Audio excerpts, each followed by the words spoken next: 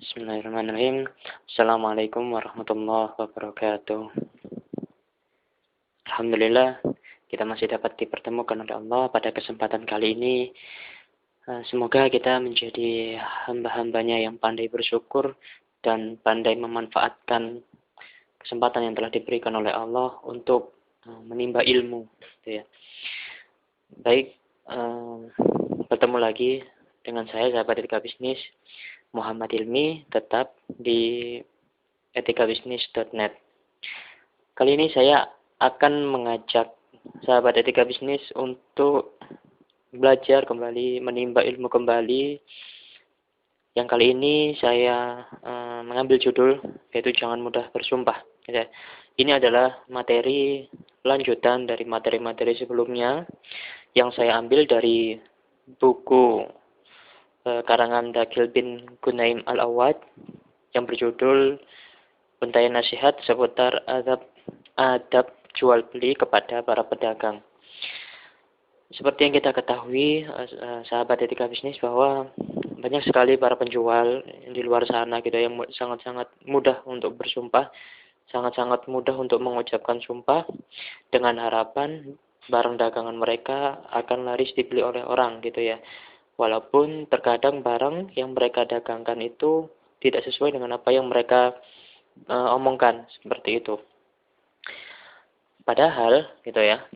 Padahal jika barang dagangan tidak sesuai dengan apa yang diucapkannya, maka dia berbohong kepada si pembeli, dan otomatis itu termasuk sebuah dosa gitu ya. Dan sekecil apapun dosa itu pasti akan dimintai pertanggungjawaban di hadapan Allah dan akan mendapatkan balasannya gitu. Jika tidak di dunia, pastinya akan di akhirat gitu ya.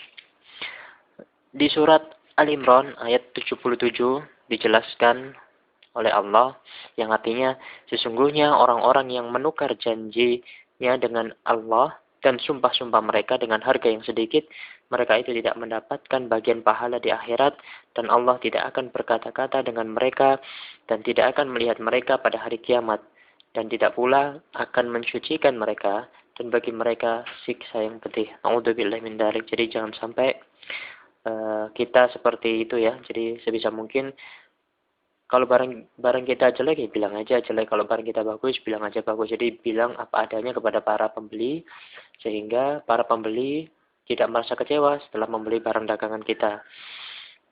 Dari ayat tersebut mengandung 5 perkara gitu ya. Yang dijelaskan di buku ini mengandung 5 perkara besar. Yaitu yang pertama, mereka tidak akan mendapatkan bagian pahala kebaikan di akhirat kelak, dan tidak pula mendapatkan kenikmatan serta segala sesuatu yang telah dipersiapkan Allah di surga bagi para penghuninya. Kemudian yang kedua, Allah tidak akan berbicara kepada mereka dengan hal-hal yang bisa menyenangkan mereka. Mengerikan ya. Kemudian yang ketiga, Allah Subhanahu wa taala juga tidak akan memberikan rasa belas kasihan kepada mereka, ya. Tidak akan memberikan kebaikan kepada mereka sebagai pertanda bahwa dia sangat murka. Maksudnya adalah Allah Subhanahu wa taala sangat murka kepada mereka yang suka mengobrol janji atau sumpah. Kemudian yang keempat, Allah Subhanahu wa taala juga tidak akan membersihkan mereka dari dosa-dosa. Jadi bisa dibayangkan ketika seorang penjual gitu ya melakukan sumpahnya di hadapan pembeli beratus-ratus kali, berarti bisa kita bayangkan berapa dosa yang mereka akan tanggung gitu. Kemudian yang kelima, mereka akan mendapatkan sisa yang sangat pedih dan menyakitkan. Semoga kita terhindar dari yang seperti dicantumkan dalam surat Al-Imran ayat 77 ini gitu ya.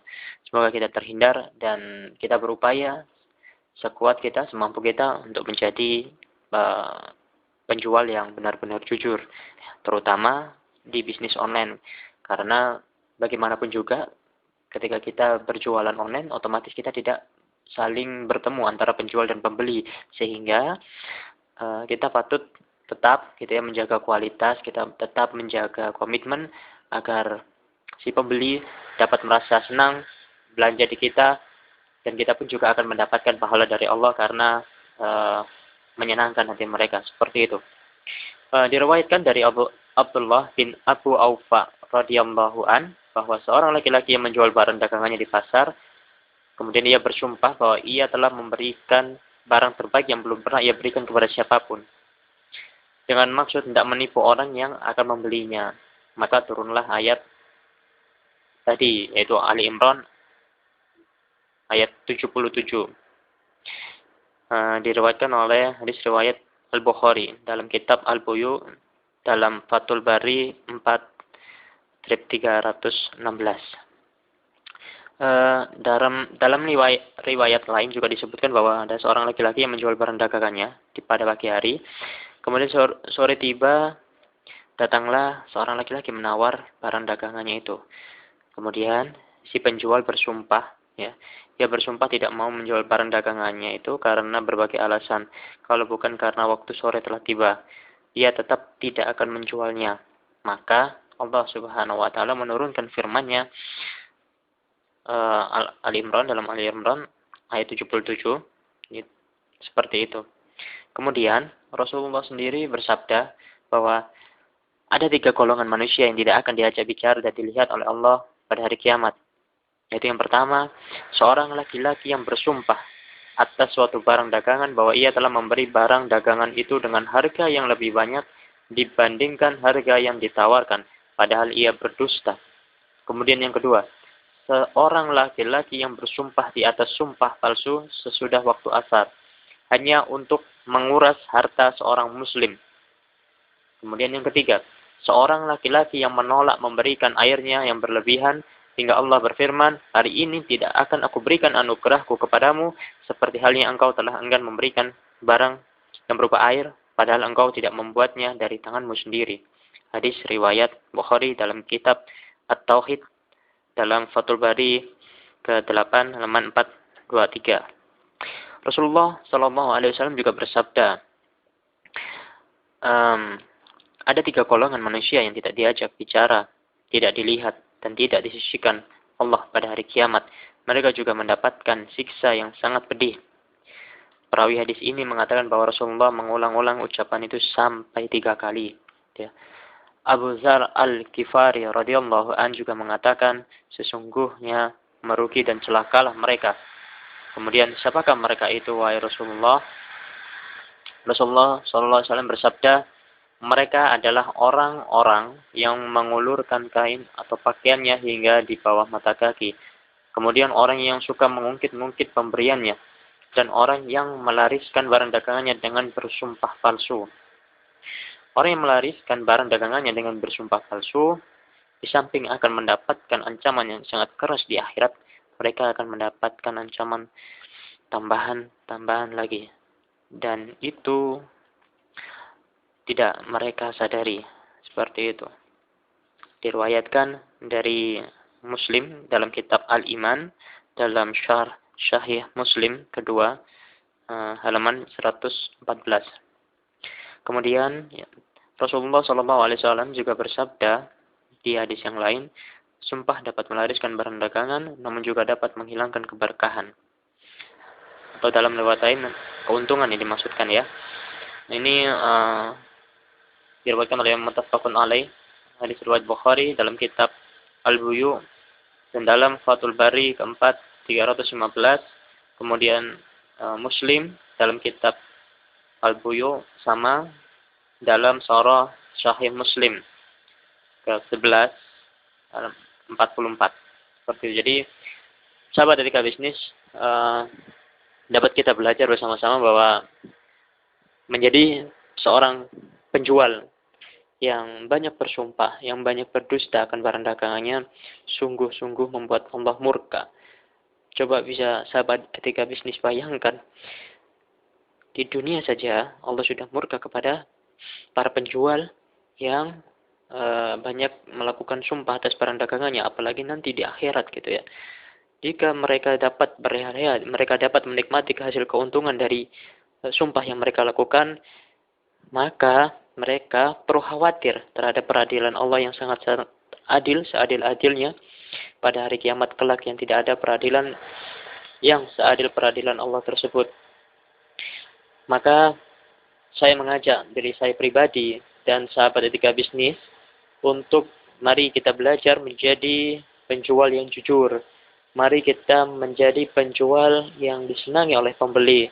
Yang insya Allah, yang seperti itulah yang disenangi oleh Allah dan Rasul-Nya. Gitu.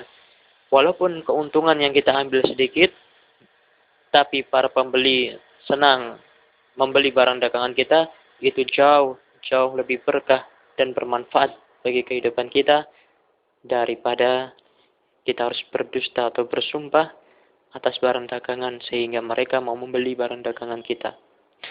Semoga pembelajaran kali ini dapat menjadi bahan renungan kita bersama, baik bagi kita yang ingin terjun ke dunia jual beli maupun yang sudah terjun dalam dunia tersebut, gitu ya.